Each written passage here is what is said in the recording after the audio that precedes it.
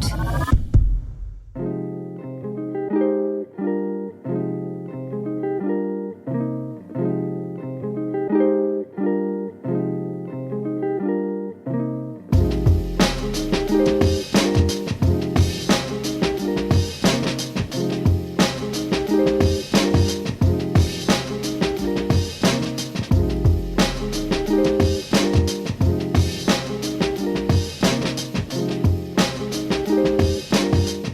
Welcome back to the Weekly Roast. How's it going, guys? How the hell are you? How are your hearts? And of course, how are your heads? Guys, what's going on? Episode 37 of the Weekly Roast. And I just want to say thank you so much. Thank you for taking the time out of your life to listen to the show every single week. It makes such an enormous difference. Every single listener counts. If you are enjoying the Weekly Roast, do me a favour and follow or subscribe to the podcast wherever you get your podcast. That is really significant and helps the podcast grow even more.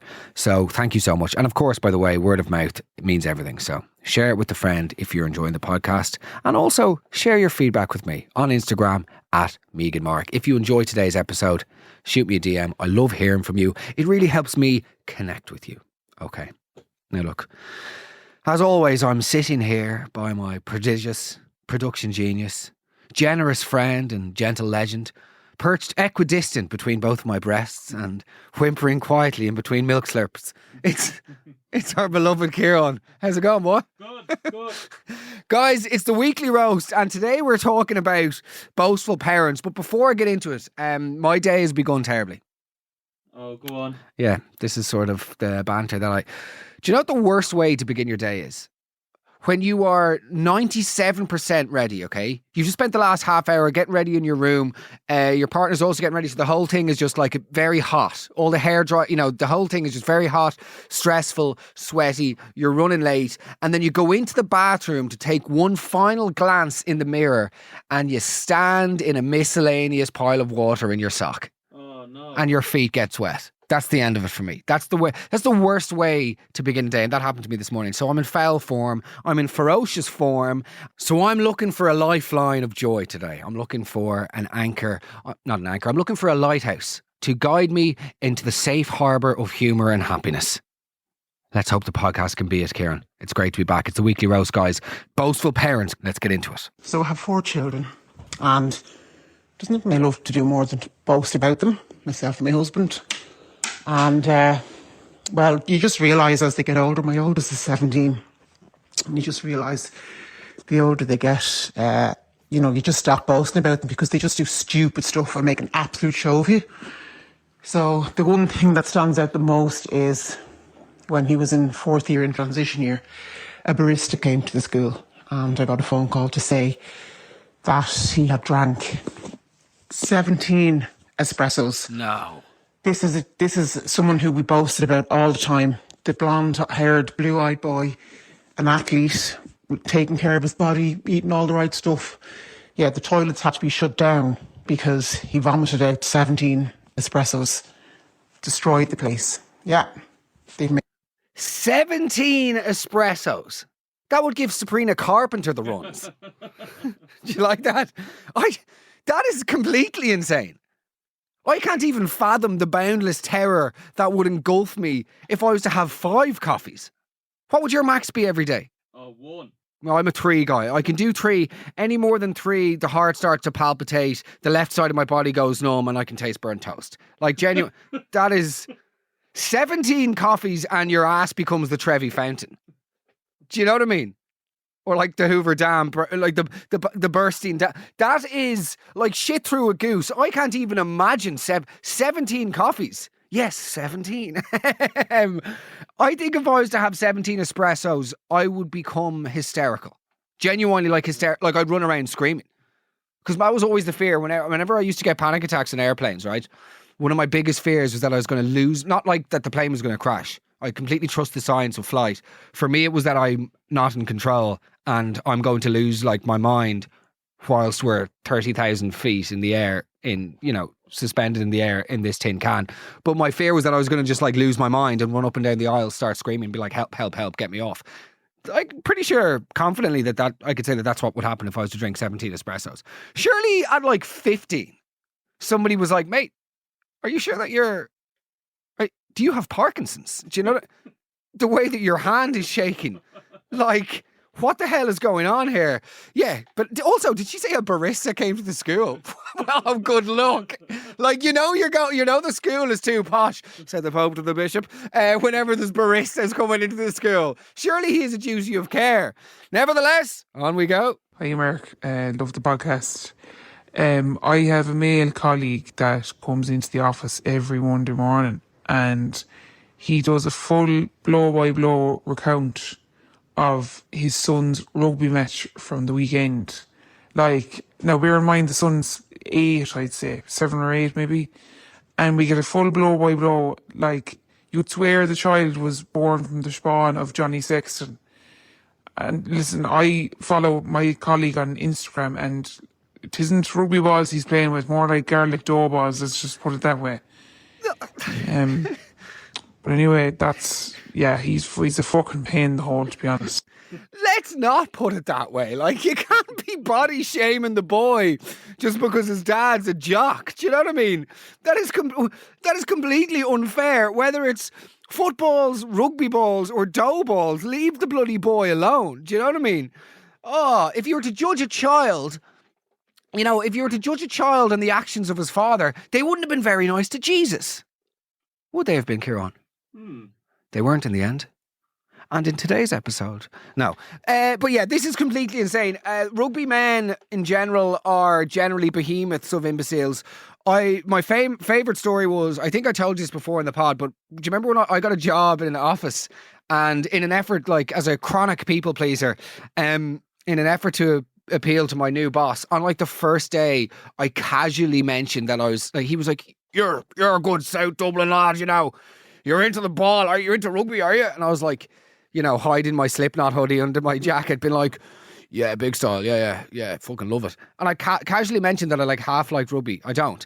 And for literally the next 18 months, every time he'd pass me in the hall, he'd like sidestep me and go like, O'Gara, slips it, like dummy me passes like, oh, Shaggy. He said Shaggy to me once, and I thought he meant Mr. Bombastic, so I was like, yeah, man. You're going to HR. It's cultural appropriation. Let's go, my friends. There was one I saw on LinkedIn a few years ago now, and it was like, my daughter just secured her first lead role as an actress or actor or whatever. Not only did she secure her first lead role, but it was a role that was traditionally played by males. After expressing her interest to the casting director over and over and over again that she wanted to do it, eventually they gave her a shot to do it. The feedback came that she was far superior than any of the males who auditioned for the part, and proves that this can be done or whatever it is. And anyway, it got to the end of it, and it was one of the 3 wise men in the nativity play in school. Like, I mean, okay, this is incredible for a couple of reasons. First and foremost, I'm not looking to wade through the, shall I say, frankincense and murky waters of the gender roles of the wise women or men. Wise people, okay? I don't have a dog in that proverbial shepherd shack. However, I do like these sort of nonsensical virtue vultures on social media spouting cringeworthy fictional garbage about their kids in an effort to get likes, shares and retweets. You know these people. I believe LinkedIn is especially bad for them. You see a lot of them, there's loads of them going on like over the last few months, obviously, because they all emerge, around wars, elections, terror attacks and sort of any political unrest. Like, that's generally when these complete gobshites rear their heads. And the irony of it is that very often the sentiment of what they're saying is actually, a good point. Their belief or their message is a good one, but it gets entirely lost due to the migraine-inducing insincerity of them attributing these sweeping, lofty, and let's be honest, lefty views about the world to their literal four-year-old. You know those posts that you see? I was watching TV with Tessa the other day, A documentary, I think. Something informative, anyway. She had just finished her third Rubik's Cube and was moving on to the crosshair crossword in tomorrow's Times when she looked up at me with tears in her eyes and she said, "Mommy, when I grow up, do you know what I want to be? Kamala Harris has taught me." "What is it, Tessie? Do you want to be the president?" "No, Mommy. I want to be happy. Because Kamala taught me about the subjectivity of success and also the fact that we're from Portlaoise, so it would make it utterly impossible for me to become the President of America. So yeah, I just wanted to tell you that, Mummy. Before you stick the rustlers in the microwave for dinner, go back to your laptop where you post these vomit-worthy eulogies. Might we pause for a second and pray for the other 4-year-olds out there tonight who can't exist in these fictional scenarios you post on Facebook? You fucking can't. No, but you know what I mean. Let's go. Hey, so my brother is 37. He's gay. He's married to a fabulous guy. Has a great career, is doing really well. But a few years back, when he told my parents that he was gay, they found it kind of hard to process. And it kind of came as a surprise to them, even though, his favourite things to do when he was a teenager were watch The Sound of Music and bake. But anyway, but my mum came to me one day and she said, do you think it has anything got to do with him being knocked down by that car when he was 9? No. And I laughed. I said, yeah, Matt, the car knocked the gay into him. But we still laugh about it. Okay, hold on a second here.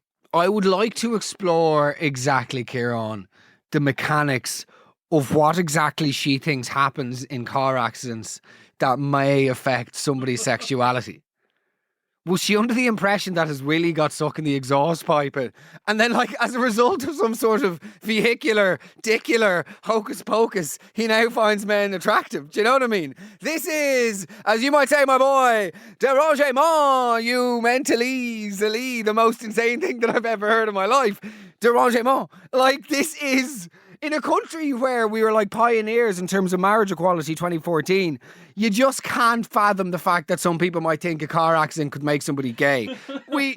I do believe that the way that we view same-sex relationships in this country is so bananas and still is utterly bananas. I mean, growing up, let's not lie, growing up in an all-boys school, every single insult across the board was about your sexuality.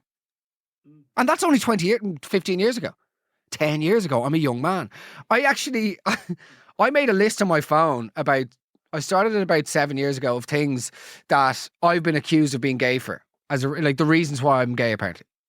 Would you like to hear some examples? Please, hit me. Okay, so here's the list. Reasons why I am gay, according to men of my past. Drinking green tea. Liking Dermot Kennedy.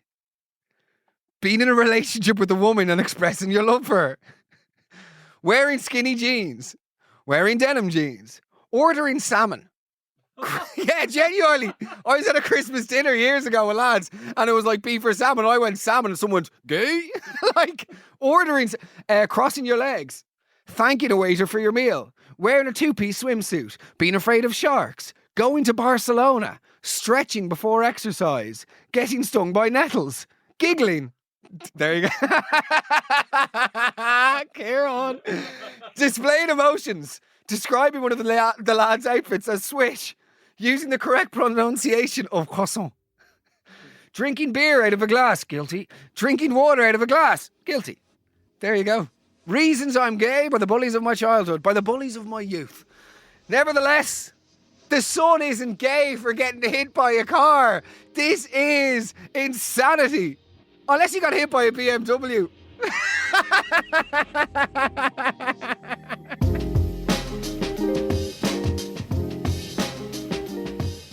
Oh, guys, it's the weekly roast on Boastful Parents. Welcome back to the weekly roast of the parents who like to boast the most. Now, look, I hope you've had your tea and toast and you're enjoying this story. Guys, thank you so much for listening to the podcast. Genuinely, myself and Kieran are sitting here and we are amazed that we're coming up on 38 episodes of the show. Yeah, thank you. Just want to say thank you so much. Now, on we go. This next one is brilliant and I think really relatable because it encapsulates two things that we hate the most in Irish culture. It's the humble bragging and it's also the sort of notions element. Anyway, look, I'm just going to play it and let's get into it. Hi, Mark. The worst type of boastful parent is the parent who will try and disguise it as concern You'll see it a lot on like parenting groups on Facebook. You know, oh, should I be worried? Little Johnny is only 4 days old and he's already sleeping 12 hours a night. You know, eating well, sleeping well. Should I be worried? Like, piss off. Just drives me mad. This is really ticking all the boxes in terms of wanker parents, because it's just, oh, is it normal for kids to be bilingual at the age of 5? We're just a little bit worried that Otto hasn't mastered his Korean yet. Do you know what I mean? Like, just wondering what age Luca got a new PB at the butterfly relay, because Hugo has only competed regionally for swimming, and we're wondering who we need to talk to in the Olympic Committee to see if they'll be introducing a category in the doggy paddle. Do you know what I mean? These parents are... I can't imagine what it's going to be like if I ever have children in this age, because times have changed so much. Like, growing up as a child in the 90s, the pressure wasn't really on. The only concern for me in primary school was to avoid the special reading class. And hear me out. Hear me out. I know you've got the look on your face, okay? I'm not talking about or making fun of those who had issues with reading and required additional assistance. Absolutely not. Because, of course, that's perfectly normal and help is there to be asked for and received when needed. But what I'm talking about is back in the early 90s, I hope some of you had this similar experience, or maybe it was just my school. Some of the special reading classes they had were questionable at best, right? They were mental. Like, the most arbitrary reasons would get you sent to that class, okay? So just let me caveat again. I'm not talking about the legitimate programs they had for people who required additional help with reading. I'm talking about the haphazard self-titled special class they had in primary schools around the country. Well, certainly in my school. Like, they were absolutely outrageous. In my school, if you so much as followed one sentence with your finger under the line when reading, you were gone, exiled, done. Straight to the educational gulag, down to the back of the prefabs, beyond the weeds and the hedges and the undergrowth and the smokers and the smoochers, and straight to the special reading class. One kid in my class, I still remember this, right? Darrow Sullivan. One kid in my class, he used to stick his tongue out when he concentrated, yeah? And this is during arts and crafts, so he'd be using PVA glue or paper mache or whatever. He went down for a 3-year stretch. Genuinely gone. The poor child is merely finger painting with his mouth slightly ajar and tongue sticking out, and you're sentencing him to 3 years of special reading class. What the hell is going on here? Much like the US prison system. Genuinely, I believe that these classes in the 90s were designed to keep kids there. They must have meant Tesco's computer for schools. There's some sort of conspiracy. Remember those tokens? I would say that there's a conspiracy with some fucking head honcho in Tesco's computer for schools to keep the kids in the special reading class. There was no rehabilitation. It was a system built to oppress. Genuinely, there was obviously a bonus budget allocated to the school as long as they had at least 24 kids in the special reading class. We were in senior infants, and I remember chatting, I will never forget this, till the day that I die, I remember chatting to a fella from the special reading class on milk break, okay? We had just finished Tara and Ben, an illustrated book on friendship, okay? Because we're literally 5. That's the sort of shit that you read. Guess what they just finished that week? Ulysses. Completely. There was no way that these kids were ever getting out of that class. Right, Paul? I need at least 5 A4 pages on that Joycean magnum opus by lunchtime. Otherwise, you're stuck here for another term. And you wouldn't get deadlines like that in the Washington Post. Okay, let's go. So essentially, a friend of a friend's mom was chatting to another friend of a friend's mom. And she basically turned around and just said, "Oh, do you know what? The day we were sitting down having the Sunday roast, and I just knew she was destined to be a surgeon by the way she was carving up the chicken." And this lady was proud as punch. Ironically, the person in question turned out to be a surgeon, which is hilarious in its own right. But just the fact that the mom was like, "Oh yeah, she's destined to be a surgeon. The way she carved that chicken was just sensational." Not much else to the story. Excuse me. Yeah, keep us anonymous here. So wheels fell off at the very end there, but I'd say she got some shock when she discovered that she did become a surgeon. She probably thought you'd seen a poultrygeist. Yeah. I wonder, Kieran, did the weird sisters from Macbeth have anything to do with it? After all, foul is fair and fair is foul. Yeah. Shakespearean gag there for my friends of the globe. Interestingly enough, if you saw my uncle Jessup and what he used to do to chickens when he was 15 on the farm, you'd say he grew up to be a midwife, you know? He'd shag them, Kieran, in their little chickeny arses. Brilliant. Like, just so bad. I actually don't have any other observations of that other than what an unbelievably unique, what a weird way of observing somebody carving a chicken. Surgeon. There's definitely a surgeon in that. Is there? Well, there is in the end.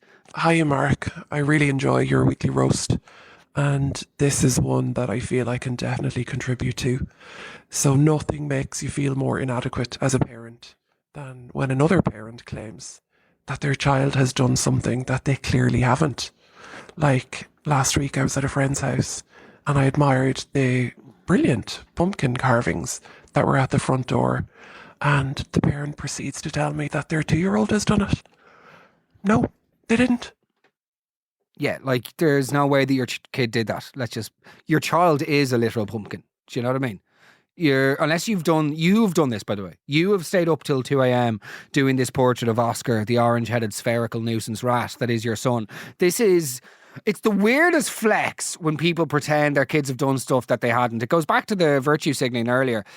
It's just so transparent and nobody is remotely jealous. Sort of like when people post videos of pool parties in Dubai. Nobody is jealous. Do you know what I mean? You're just highlighting places that I don't want to go. This isn't an advertisement, Stephanie. This is actually working out as anti-Dubai propaganda. You're doing my job for me. You are effectively a modern carnation of Goebbels, except for this time you're highlighting other places. I don't know. Let's not use Goebbels as references. Nevertheless, yeah, your child is a pumpkin. Happy Halloween. On we go, guys. Mark, I work with this woman who just has no cop on when it comes to talking about her kid. Well, kids. You could be up to your eyeballs in work, like Bet the Rope's busy, and she comes over with her phone to show pictures, videos, talks about the child's potty movements, like, and isn't he gorgeous? Oh, look at him. Isn't he so adorable? Like, I'm just like, no, he's not. Like, seriously, get out of my face. It's just no cop on. And a kid is only cute with their own parents. Like, unless I'm saying it's cute, like, don't tell me it's cute or fish for compliments on how adorable he is. Like, I completely agree with this. When, you know, the kid's only cute to their parents. It's sort of like, and I'm almost certain we've had this on the podcast before, but, you know, when people say, my nana is not like other nanas. Really? Where did she finish in the marathon last week? Sorry? Where did she come then in the marathon last weekend? Just because you're saying well, she wasn't in the marathon. Well, what was she doing? Well, she was at home watching The Chase and getting moderately aroused by newsreaders just like the rest of the nanas. Of course she was, because she's a nana, and that's what nanas do. Stop acting like your granny's purple barnet is a different shade of purple barnet to the other barnets. Do you know what I mean? She should go shopping in Arnott. My granddad. My granddad's not like other granddads. Is he not? Why is that? He's very different. Is he a crypto king? No. Is he a progressive sex therapist? What exactly sets him apart from the other pensioners we have perched on top of our family trees? Well, he keeps up with the sport and he tells dirty jokes at Christmas. That sounds pretty much on brand for a granddad. That is not deviating off the path of pensioner. That is straight up granddad. That's 100% granddad. Is he suspicious of change? Do you know what I mean? Is he disgruntled at the idea of electric cars? Because if so, you've got yourself a granddad. And well done to you, by the way. You should be very happy for it. But let's stop pretending your granddad is Galileo for appreciating the night sky. Okay, let's go. Oliva!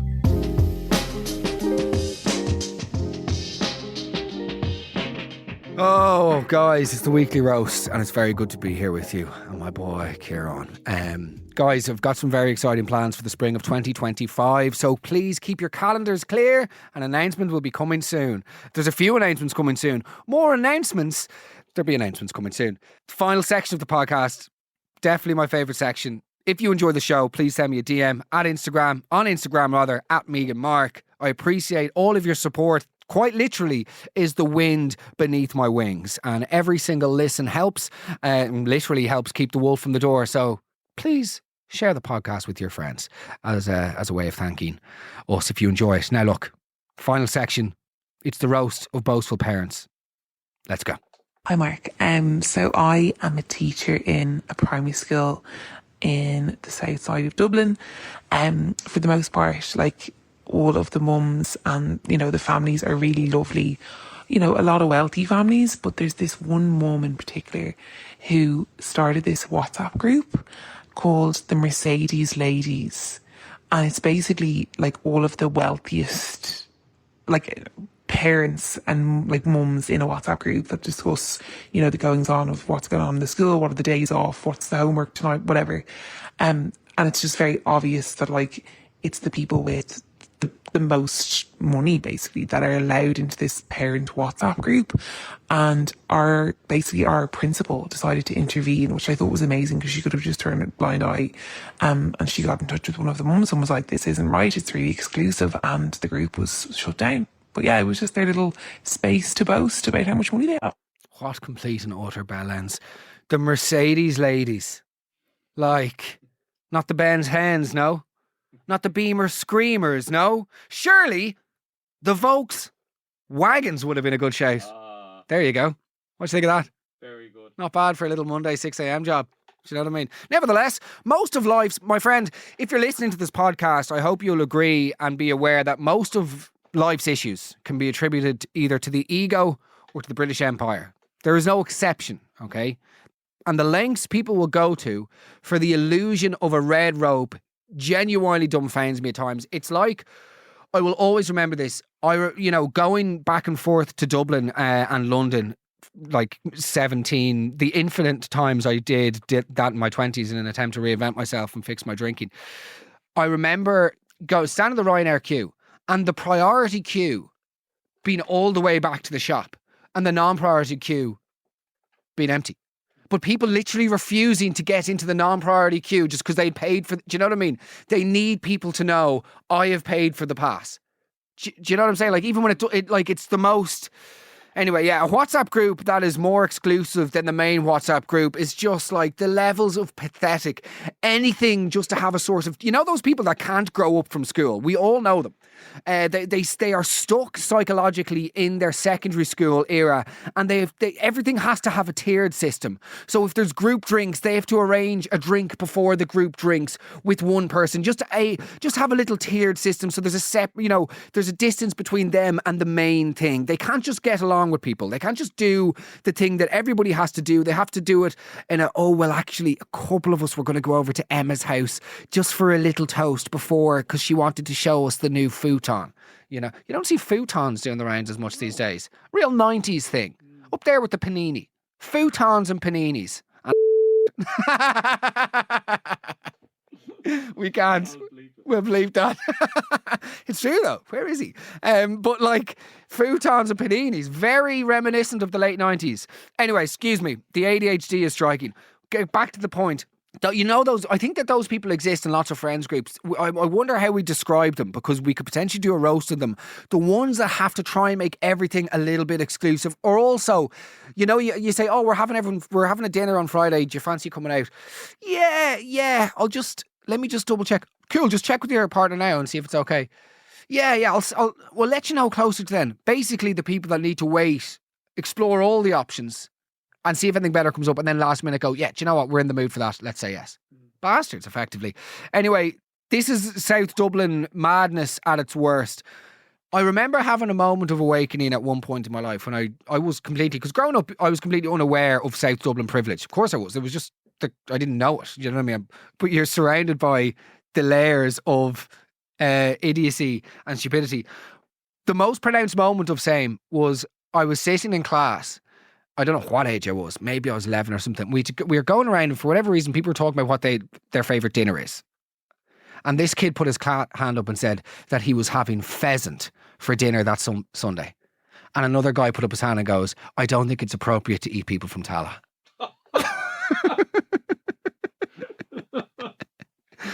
Lord, give me strength. Do you know what that boy's name was?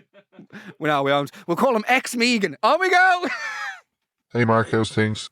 This one in particular is for mothers who have a constant halo over their son's head. So I have a friend of mine who is a loose cannon, pretty much, and it goes from like secondary school to crawling around under tables towards the teacher's desk, meowing at the teacher.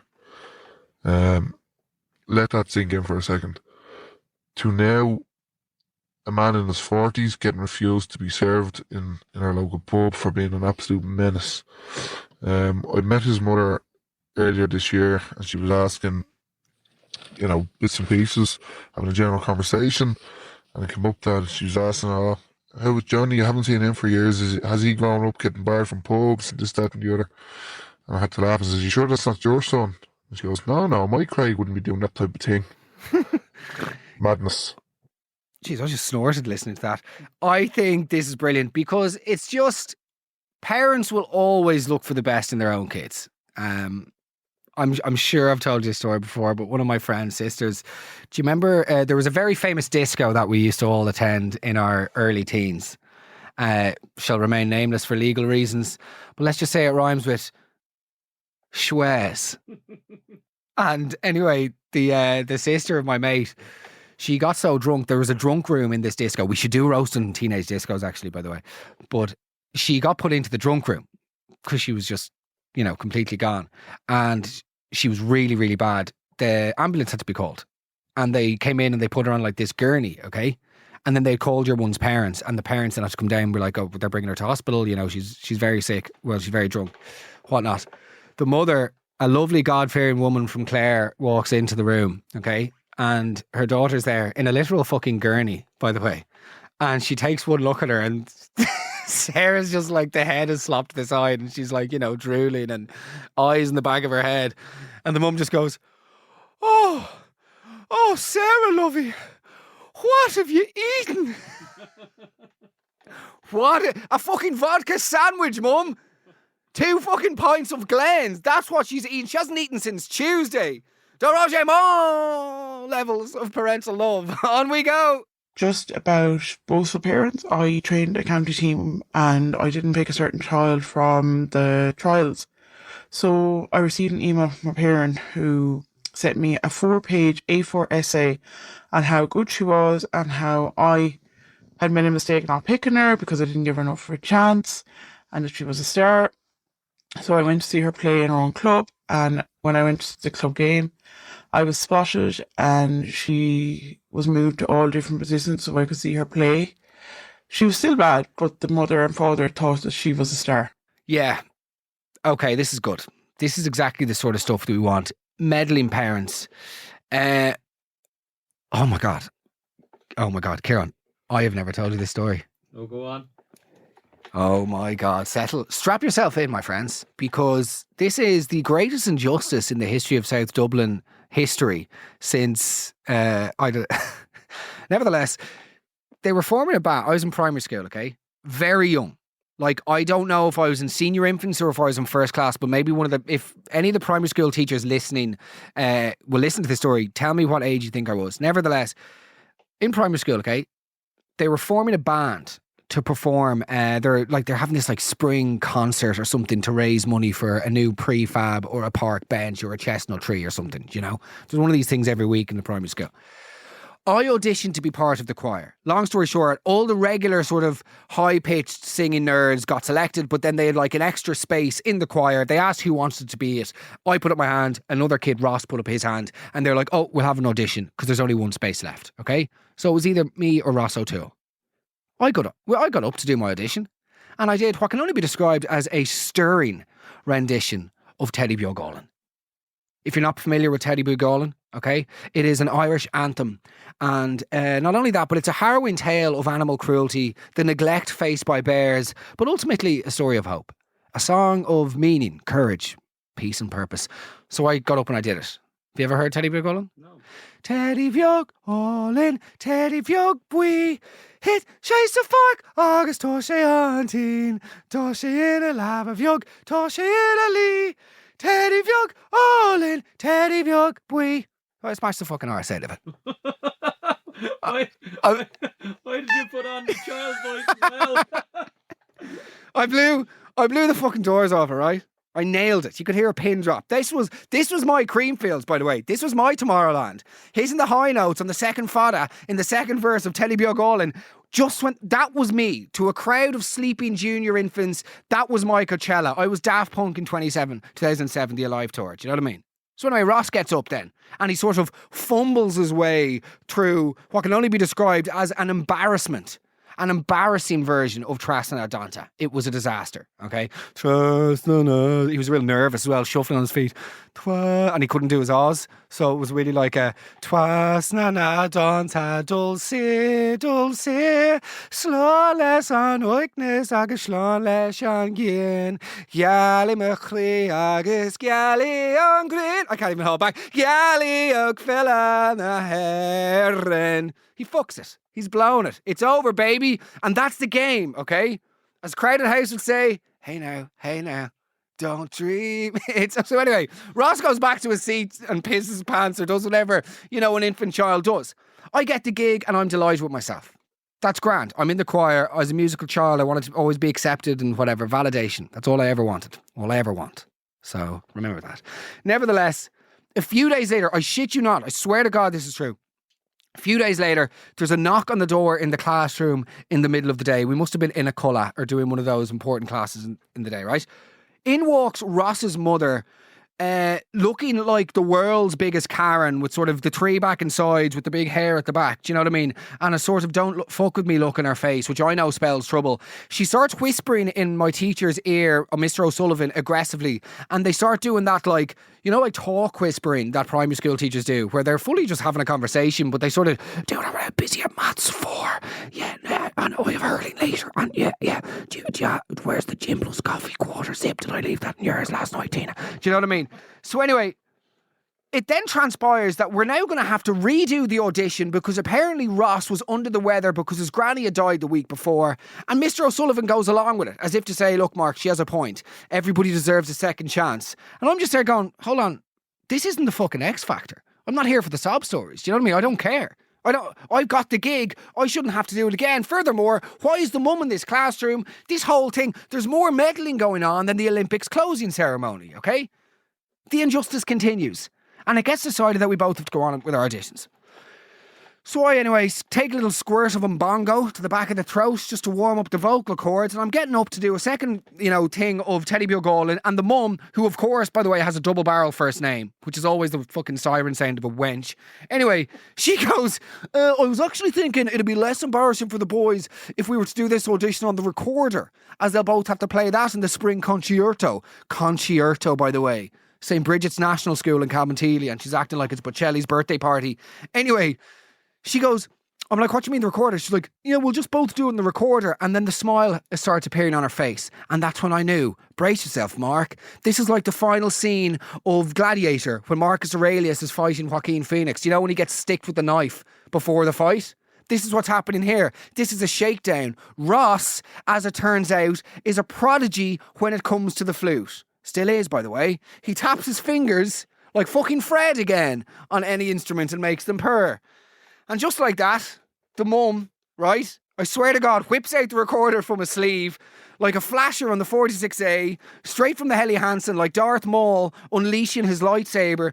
And she just goes, Ross would probably like to do Harry Potter, which is obviously ridiculously advanced for like 5. I was like, are you serious? For Harry Potter? So she starts to do a demonstration herself, launching into the theme tune like she's blowing on Dumbledore's dick. Outrageous.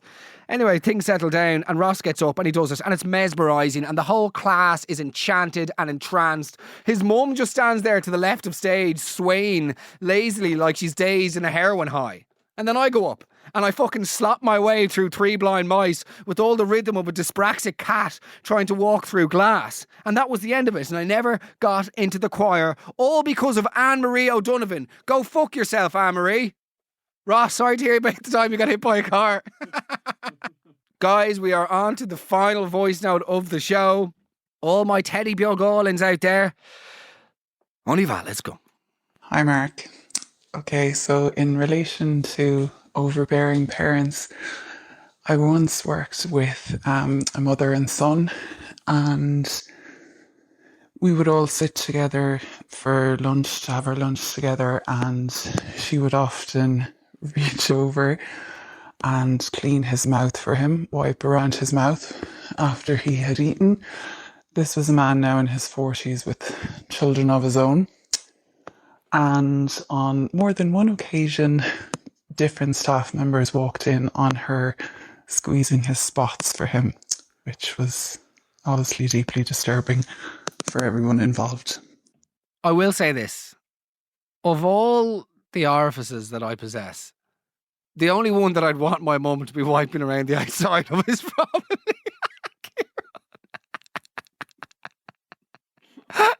Kieran's crying. Like, of all it's the only one that I'd be wanting my mum to wipe around the outside of. Do you know what I mean? Around the outside. Like, it's just dérangement. Squeezing his spots is utterly demented. But that's something that people don't tell you about getting into a relationship, don't they not? Oh, Mark, just to let you know, here's there, and you're going to fall in love with her. Excellent stuff. How are your Tuesday nights going to be? It's basically going to be you fending her off, trying to squeeze the spots on your back. What is it with women and their obsession?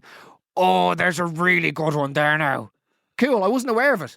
Well, what were you going to do about it? I was just going to not do anything about it. It was just going to come and go, much like many aspects of life, by the way, because life is a river, and it's important we all acknowledge that sometimes. But you know what I mean? Do you ever get that? Oh, well, I have to. Oh no, this is a big one. I have to hold on, sit still, and the pain of it.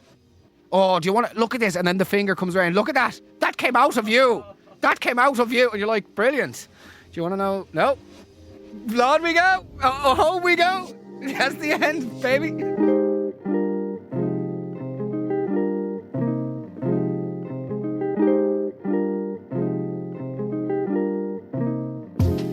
Thank you so much for listening to the Weekly Roast, episode 37 under our belt.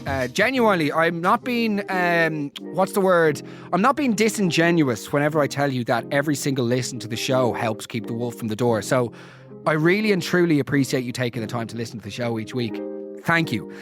And furthermore, stuff is going to be happening in the spring that any listener of the pod will hopefully be very happy with. I can't wait to see you all in person.